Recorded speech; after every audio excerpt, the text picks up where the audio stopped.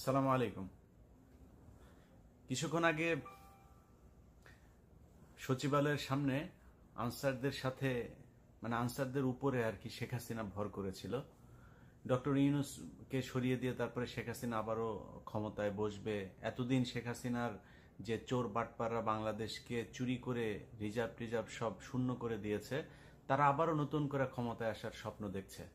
তো আওয়ামী লীগ, শেখ হাসিনা বলেছিল না আওয়ামী লীগ কখনো পালায় না। আসলে আওয়ামী লীগ পালায় না। আওয়ামী লীগ এখন বিভিন্ন জায়গায় মজুদ হয়ে আছে। কখনো হিন্দুদের উপরে ভর করছে, কখনো দৌলতদিয়া ঘাটে ভর করছে, আজকে আনসারদের উপরে ভর করেছিল। ভর করে তারা ক্ষমতায় আসবার আবার এই দিবার স্বপ্ন দেখছে।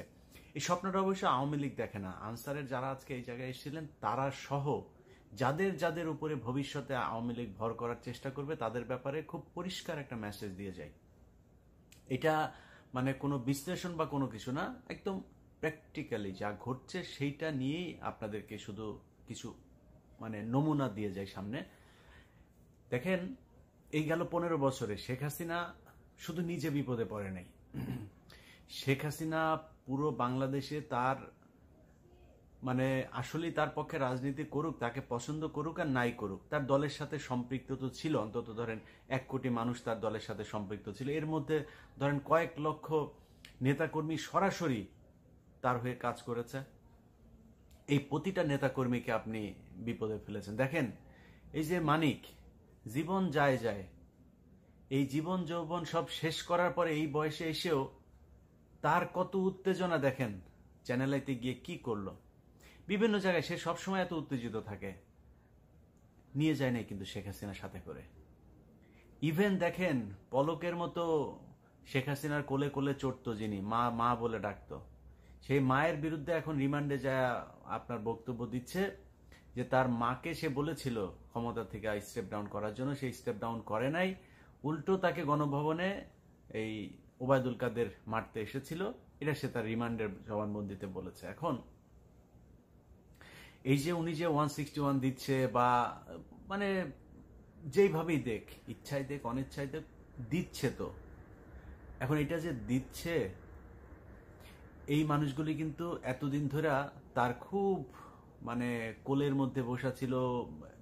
মা বলতে অজ্ঞান। শেখ হাসিনাকে তো পলক মা বলে, এটা একদম মায়ের মতো অজ্ঞান একদম। ওরা তো আবার আপা বলে মাও বলে, দুইটাই বলে। তো মায়ের মতো দেখতো, আপা বলে ডাকতো। তো এই মা আপাকে এত শ্রদ্ধার জায়গায় রেখে আছে কিন্তু সরে গিয়েছে। কেন সরে গিয়েছে জানেন? কারণ পলক দেখেছে যে আমার আম্মা আমাদেরকে কোনো নোটিশ টোটিস না দিয়ে নিজে ভাইয়া গেল, আমাদেরকে একটু ভাগার সুযোগ দিল না। অতএব এই প্রায় 1-1.5 কোটি যে আওয়ামী লীগের লোকজন, এগুলোকে কিন্তু শেখ হাসিনা বিপদে ফেলে গিয়েছে। আপনারা আজকে যারা আছেন, শেখ হাসিনার গত এই পর্যন্ত আমার চোখে পড়েছে 2টা ফোন রেকর্ড। সে বাংলাদেশে বিভিন্ন তার নেতা কর্মীদের সাথে একটা কথা বলছে, কার সাথে? বরগুনাতে এক আওয়ামী লীগের নেতার সাথে। ওই নেতা তো মনে করেন ফোন, শেখ হাসিনার ফোন পায় ওর কাপড় টাপড় খুইলা না পারে, উত্তেজনায় শেষ। তো এই এত উত্তেজিত সেই নেতা, সে ওই লেভেলের না, শেখ হাসিনার ফোন রিসিভ করার মতো না, কিন্তু তাকে ফোন করেছে। এইটাতেই তার মনে করেন স্বপ্নদোষ হয়ে যাওয়ার অবস্থা। তো কেন শেখ হাসিনা তাকে ফোন করছে? কারণ শেখ হাসিনার এখন ওই জায়গাতেই ভর করতে হবে। উপর লেভেল তো সব মনে করেন আটক, এখনো ক্যান্টনমেন্টে, জেলখানায়, নানানভাবে নানান দিকে দেশ থেকে বের হয়েছে কিছু। এখন তো এই মিড লেভেলে এসেই তো তাকে কথা বলতে হবে। জেলা সভাপতি, উপজেলা সভাপতি, এই লেভেলের আওয়ামী লীগ নেতাদের সাথে তদ্দার কথা বলতে হবে। কিন্তু ওই ব্যক্তির যে উত্তেজনা আমি দেখলাম, এই ধরনের উত্তেজনা কিন্তু অনেকের ভেতরে হইতে পারে। সো উত্তেজনা করে জামা কাপড় নষ্ট না করে একটা জিনিস শুধু মাথায় দিয়ে রাখি, শেখ হাসিনা আপনাদেরকে উস্কানি দিয়ে আপনার জীবন নিরাপত্তাহীন করে তুলছে। শেখ হাসিনা সে নিজেও জানে সে যে ক্ষমতায় আসতে পারবে না। কেন জানেন? আমার এই কথাটা সত্য কি মিথ্যা সেটা আপনি একটু নিজে চিন্তা করেন। ধরেন শেখ হাসিনা এই প্রশাসনটা কিন্তু 15 বছর ধরে সাজিয়েছে। আজকে প্রশাসনে তো অনেক রদবদল হয়েছে। 5 তারিখে কি এর চাইতে বেটার ছিল না? এরকম প্রশাসন শেখ হাসিনাকে দেশে রাখতে কেউ কি গণভবনে তখন হামলা করেছিল? করে নাই তো। চারিয়ে তো গোলাগুলি করতে পারতো। সেনাবাহিনী যদি বন্দুক নিয়ে দাঁড়ায় থাকতো, কামান নিয়ে দাঁড়ায় থাকতো, কেউ যাইতে পারতো নাকি গণভবনে? সে থাকতে পারতো, কিন্তু থাকতে পারে নাই। দ্যাট মিনস আপনাকে বুঝতে হবে যে এইখানে একটা বিশাল একটা শক্তি কাজ করেছে। আমি আল্লাহর উপরে অবশ্যই শুকরিয়া, আল্লাহ সবকিছুর পরিকল্পনা করে থাকেন। তো বিশাল একটা শক্তির মাধ্যমে কিন্তু শেখ হাসিনার পতনটা হয়েছে। এত সহজে মনে করার কোনো কারণ নাই ডক্টর মোহাম্মদ ইউনূসকে ছাত্ররা মারামারি করে তারপরে গণভবন দখল করে ফেললো আর ডক্টর মোহাম্মদ ইউনূস বসে পড়লো। এত সরলীকরণ করলে কিন্তু ভুল করবেন। দেশ এখনো কোন দিকে যায়, কি হয়, সেটা নিয়ে অনেক কিছু দেখার আছে। আমাদের যেটা আমি ব্যক্তিগতভাবে যেই স্বপ্ন দেখি যে ভারতের বিরুদ্ধে একটা সরকার থাকবে যারা ভারতকে কড়া জবাব দেবে, সেটাই দিচ্ছে ডক্টর মোহাম্মদ ইউনূস। আমি হ্যাপি, আমার কোনো সমস্যা নাই। যারা উপদেষ্টা আছে তাদের নিয়ে আমার কোনো সমস্যা নাই, আমি চাই এরা দেশ চালাক। তো ধরেন এই সরকারটাকে যে 5 তারিখে তারা সরাইতে পারেনি, এখন আজকে এসে আরেক মাসের 5 তারিখ হইতে যাচ্ছে, তখন আনসারদেরকে দিয়ে সচিবালয়ে অঘটন ঘটায় সরকার পতন করে ফেলবে, এই স্বপ্ন কিন্তু দেখা কাপড় চোপড় নষ্ট করেন না। তো আমি এই কথাটা বলার জন্যই আজকে আপনাদেরকে এই ভিডিওটা শর্ট তৈরি করা, যে এই পর্যন্ত যত মানুষকে শেখ হাসিনা নতুন নতুন করে এইভাবে করার চেষ্টা করছে, আপনার দেশের পরিস্থিতি ঘোলাটে করার চেষ্টা করছে, তারপর আপনাদেরকে বোঝাচ্ছে যে হ্যাঁ এরকম করবা এরকম করবা, এরপরে তোমার পেছন পেছন দেখবা সেনাবাহিনীর কামান টামান সব চলে আসছে, এসে দেখবা ডক্টর মোহাম্মদ ইউনূসের সাথে যুদ্ধ করা শুরু করে দিয়েছে, আবার আমাকে দেশে নিয়ে গেছে।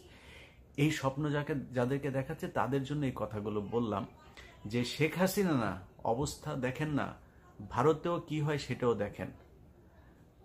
আপনাকে আবারও বলি, বাংলাদেশের আজকের যে পরিস্থিতি, এটা খুব সহজভাবে এই জায়গায় চলে আসে নাই।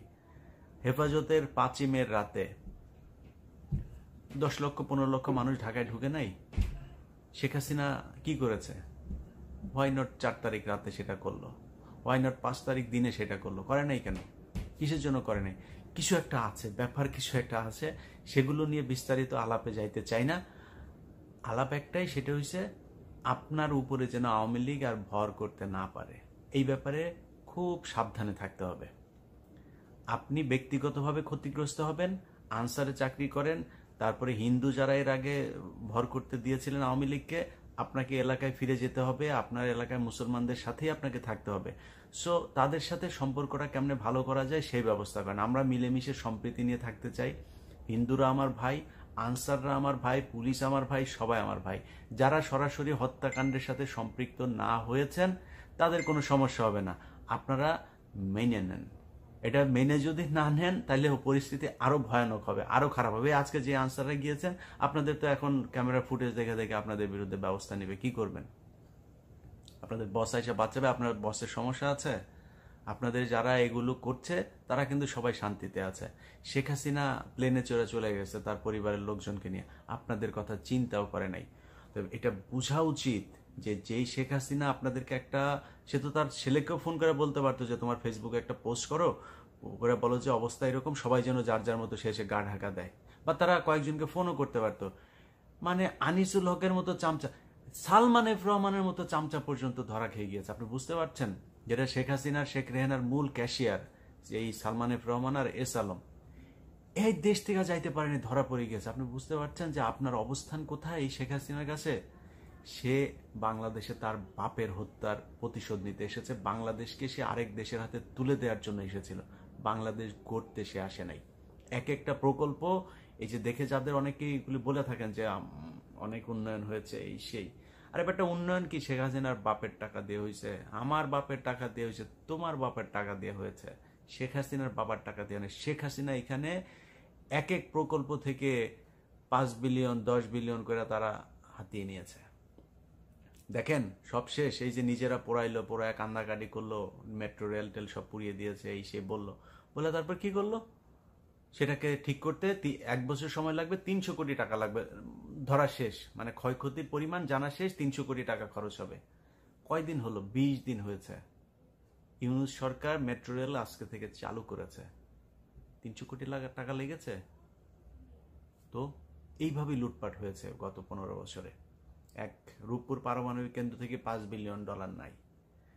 তো এটার জন্য আপনার মাথায় রাখতে হবে যে শেখ হাসিনা এই দেশ গড়তে আসে নাই, এই দেশ ধ্বংস করতে এসেছে।